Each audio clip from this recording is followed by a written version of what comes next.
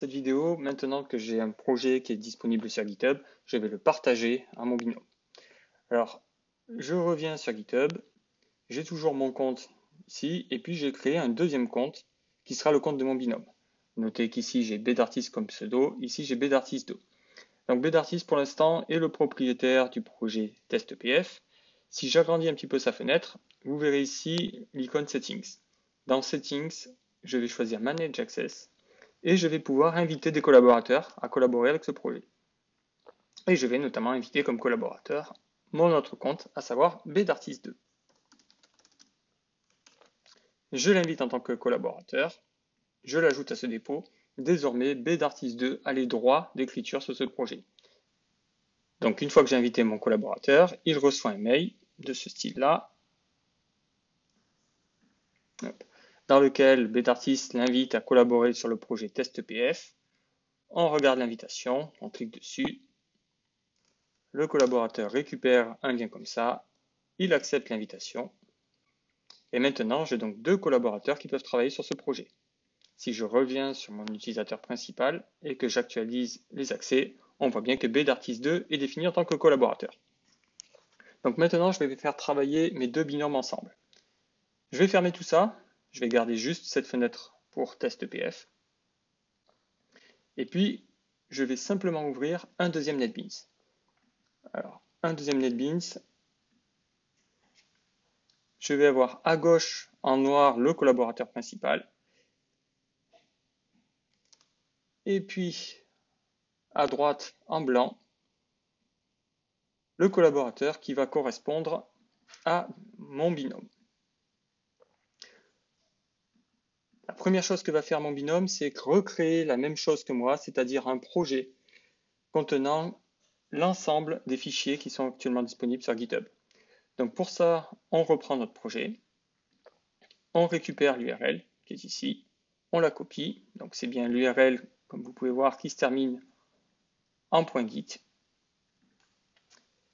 Et cette URL-là, je vais aller ici, dans NetBeans, et dans NetBeans, donc je suis sur la fenêtre de droite, je vais faire team git clone. Quand je clone, je vais mettre à partir de l'URL que j'ai définie. Ici, je vais mettre les identifiants de mon second collaborateur, bdartist2, le mot de passe, je le sauve, et puis on va me demander à quel endroit je souhaite enregistrer mon projet. Donc, je vais rajouter desktop netbeans project, simplement si je veux avoir un visuel sur mon bureau. J'insiste sur le fait qu'à droite, je suis chez le binôme. Je fais next. Je crée mon projet à partir du master. Next. J'ai une précision de l'endroit où sera stocké mon projet, à savoir user Benoît desktop netbeans project test.pf. Donc ce sera le nom du répertoire qui contient ça. Finish. Le projet a bien été créé. Je peux l'ouvrir. Et je me retrouve avec à la fois à droite et à gauche deux environnements rigoureusement identiques. Maintenant, si je veux enregistrer les modifications de l'un à l'autre, je prends mon utilisateur de gauche. Mon utilisateur de gauche va rajouter un commentaire dans la classe partie.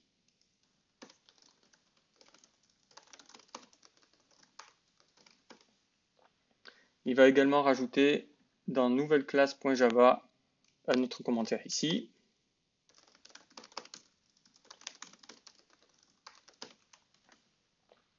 Pour propager ces modifications, on voit bien que nos deux fichiers, une fois tous les deux enregistrés, passent dans un état bleu. Ça va arriver à la fois partie et également nouvelle classe ici. Je sélectionne à partir du projet global, Teams, commit, ajout de commentaires, j'ai bien les deux fichiers, je commit. Je fais Steam remote, je push mes modifications sur l'upstream. Ceci est envoyé. On peut voir sur GitHub que mon projet a une nouvelle version. J'actualise ma page, je suis au troisième commit. Sur mon interface de droite, eh bien, si je vais sur partie.java à droite, je n'ai pas encore les modifications qui ont été faites. ainsi que sur nouvelle classe sur lesquelles je n'ai pas encore ces modifications. Si je veux les récupérer, je vais maintenant dans Teams, Remote, et au lieu de pusher, je vais faire un pull from upstream. Quand je fais un pull from upstream, ça me récupère les informations. Et puis vous voyez que si tout s'est bien passé, le commentaire vient d'apparaître ici sur l'utilisateur 1, ainsi que sur partie.java. Je peux rajouter un nouveau fichier, new java class, test.java. Je suis chez l'utilisateur 2. Je remets ça au bon endroit. Refactor. Vous voyez que mon fichier est directement en vert, ce qui veut dire qu'il n'avait pas encore été ajouté. Je peux simplement le sélectionner,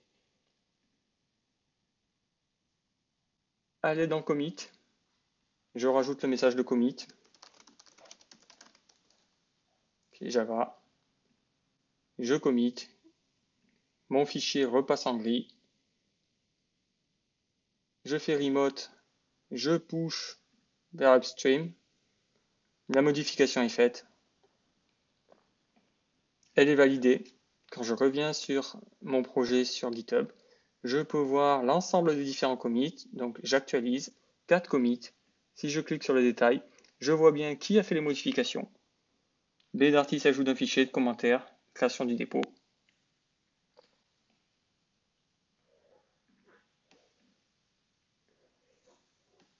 Et lorsque je reviens ici, que je fais donc fenêtre de gauche, Teams, Remote, Pull, from upstream ou Pull tout court, eh bien je récupère mon fichier java.java que j'avais rajouté, qui avait été rajouté par l'autre utilisateur. Donc voilà, avec ce système-là, vous avez possibilité de partager votre travail et de faire des mises à jour au fur et à mesure.